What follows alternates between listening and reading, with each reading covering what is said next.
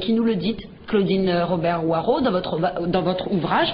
Et c'est un ouvrage dont on va se servir aujourd'hui pour faire l'émission, puisque vous l'expliquez. Je vais en reparler évidemment à la fin de l'émission. Vous nous expliquez ce que c'est que la diététique. Alors la diététique, c'est pour nous tout de suite lié régime restriction. Il mange plus, voilà. Heureusement que c'est pas ça.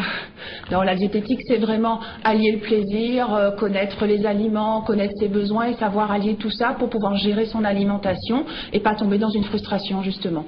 Oui, mais dans le mot diététique, il y a diète.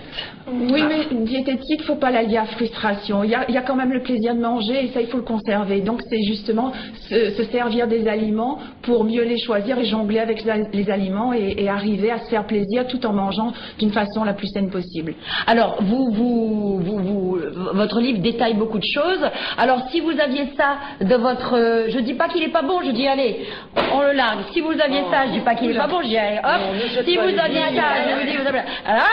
Et si vous aviez tout ce genre de machin, maigrir, pas quoi, là. Alors, en quoi, eh bien, votre méthode serait-elle la meilleure ou serait la solution miracle qu'on attend depuis toujours? Parce que il y a un marché florissant autour de la diététique, autour des régimes, autour de tout cela, et finalement on tombe toujours dans les mêmes travers. C'est ce que je disais, on fait un petit coup attention, là on est dans un monde de surconsommation, mais comment on s'en sort, Claudine Robert? Alors moi déjà j'ai pas la solution. C'est pas une solution. Au revoir, Claudine Robert, c'est par là. Non, j'ai pas la solution, c'est une méthode. J'ai pas de méthode ni de solution à apporter. C'est vraiment retrouver la gestion de l'alimentation, reconnaître ses sensations, donc savoir j'ai faim, j'ai pas faim, savoir mieux choisir les aliments, donc décrypter les étiquettes aussi, c'est important. Oui, on va en donc parler. C'est varier au mieux son alimentation. Il n'y a pas un aliment bon, un aliment mauvais. C'est vraiment l'ensemble de l'alimentation qu'il faut considérer. Donc il n'y a pas d'aliment à bannir? Pas du tout. Aucun aliment n'est interdit. Maintenant, chaque aliment a sa place dans l'alimentation. C'est vrai que je ne vais pas mettre un yaourt nature à la même place qu'un pain au chocolat. On est d'accord. Mais le pain au chocolat n'est pas du tout à bannir d'une alimentation si le reste de l'alimentation est tout à fait équilibré. Et quelles sont justement les associations à éviter? Il n'y a pas d'association, c'est l'ensemble de l'alimentation, c'est la globalité qu'il faut regarder et ça se fera sur la semaine. Ça ne se fait pas ni sur un plat, ni sur un repas, ni sur une journée, c'est vraiment sur la semaine qu'il faut regarder l'ensemble de l'alimentation. Donc, pardon. Non, continue, excusez-moi. On peut se permettre effectivement des écarts, comme on appelle, parce que ce seront des aliments moins diététiquement corrects, pour plus riches, voilà, plus gras. Tout à fait. Oui. Mais maintenant, si l'ensemble de l'alimentation est tout à fait régulé, choisi, et assez modéré, il n'y aura aucun problème. Donc un écart isolé n'aura aucun impact après sur le poids si le reste de l'alimentation est bien géré. Et il vaut mieux se faire plaisir, pardon. Et j'étais en train de reprendre un petit peu ce que vous avez dit au début, c'est qu'il faut vraiment s'écouter et ne pas manger pour simplement terminer l'assiette. Tout à fait. Même si on est encore dans l'assiette et on sent ce sentiment de rassasiement, ce qu'on appelle.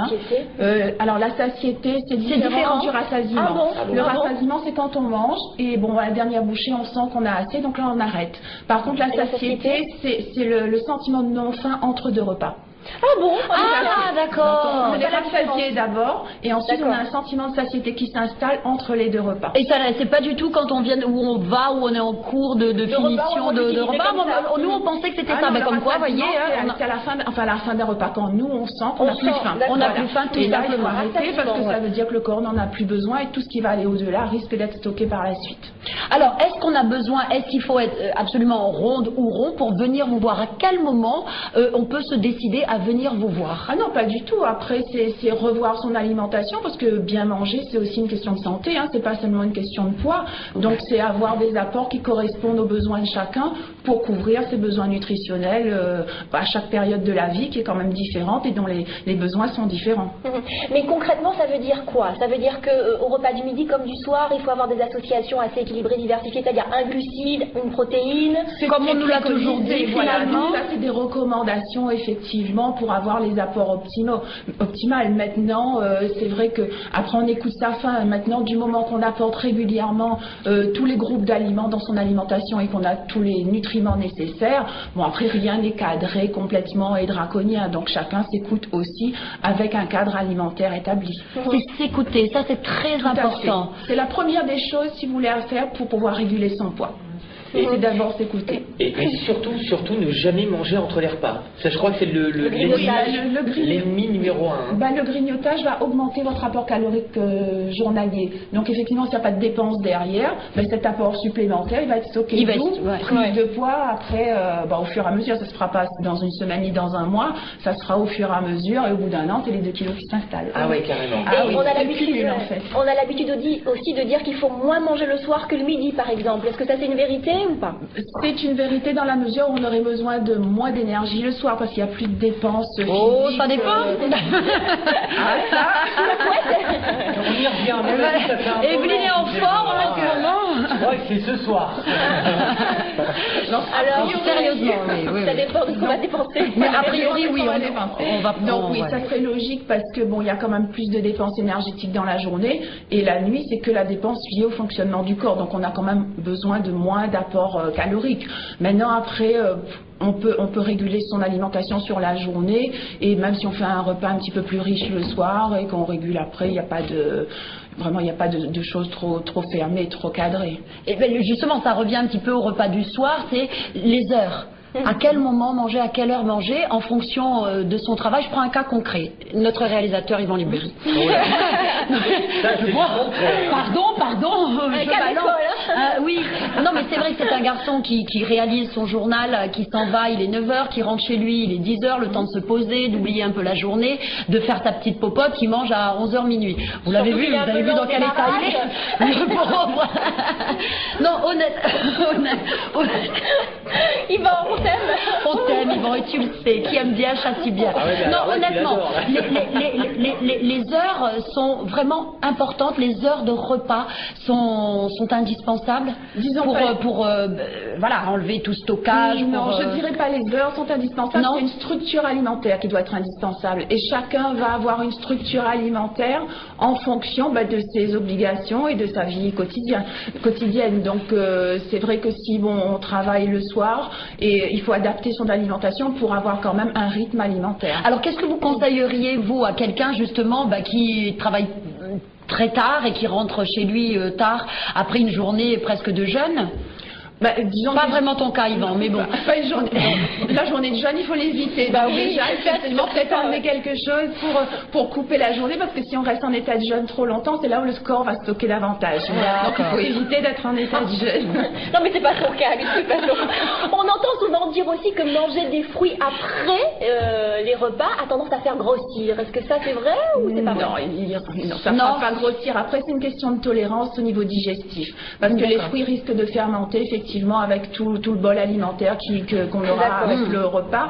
Et là, ça dépend de la tolérance de chacun. Il y en a qui vont bien le tolérer, d'autres moins. Donc après, chacun adapte en fonction de sa propre tolérance. Mais on voit aussi un problème de société, c'est-à-dire qu'on fait de moins en moins de sport, entre guillemets. On est un petit peu comme Yvan, c'est-à-dire vachement pris par notre travail. Et donc, on n'a pas forcément le temps de se dépenser. Ça, je suppose que ça joue beaucoup également sur le poids. Oui, mais après, il faut prendre le temps. C'est l'hygiène de vie, tout simplement. Donc après, chacun, en fonction de ses obligations, on essaye, bon an, mal an, essayer d'avoir quand même une activité physique régulière qui est, je veux dire, vraiment associée à une alimentation après. Donc c'est une question de rigueur, de volonté, c'est une motivation, d'organisation, oui, bien sûr. Après, chacun essaye de faire au mieux avec ce qu'il a, je dirais. Mais il y a aussi une question de métabolisme.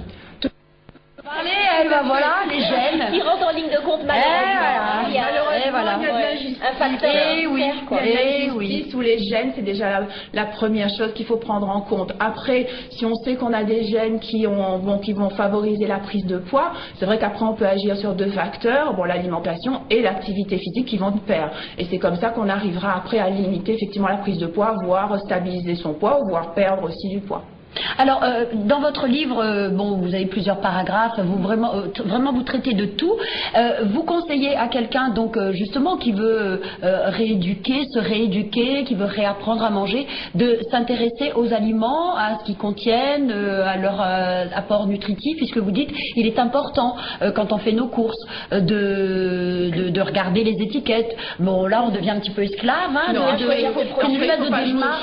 c'est de lire les étiquettes, mais d'avoir quand même même, voilà, à la loupe, d'avoir quand même une approche et connaître comment lire une étiquette de façon globale et pour pouvoir choisir deux produits identiques, bon, et après voir un petit peu au niveau composition et choisir, bon, celui qui sera peut-être le moins gras et qui nous plaira aussi au niveau du goût. Donc c'est important le choix. Que pensez-vous justement du marché florissant des aliments diététiques, justement, de ces poudres, de ces compléments alimentaires, etc. Les trucs, fibres de ceci, les petits biscuits à base de cela, les machins. Ça, ce sont des aliments qui vont être enrichis effectivement en un nutriment, soit effectivement enrichis en calcium ou en magnésium. Là, on est sur de la diététique, mais après, ça ne veut pas dire que c'est hypocalorique. Ça ne veut pas dire que ça sera moins riche en graisse et en sucre qu'un autre biscuit. Donc les gens font l'amalgame en fait. Exactement, il y a un parce qu'on pense qu'on ne va pas grossir si on prend un petit biscuit à base de germes de blé ou je sais pas quoi. Et souvent, il y a un amalgame entre diététique et hypocalorique. Donc après, ça peut avoir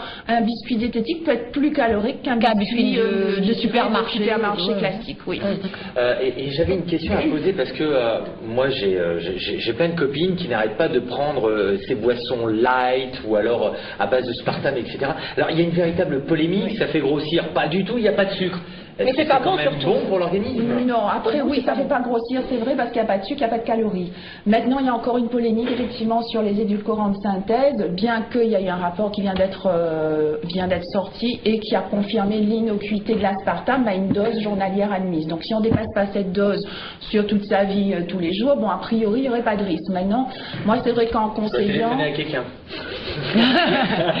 Pardon. Maintenant, moi, c'est vrai que quand je conseille, je vais pas non plus dire d'aller boire 1,5 litre de boisson light par jour. Après, on peut prendre une boisson light en remplacement d'une boisson sucrée pour éviter d'avoir l'apport en sucre, mais ça doit pas être la boisson de tous les jours. Après, c'est l'eau qui est la boisson quotidienne. Après, on peut se faire plaisir effectivement avec soit un vrai soda, mais en quantité modérée, ou soit aller sur effectivement une boisson light.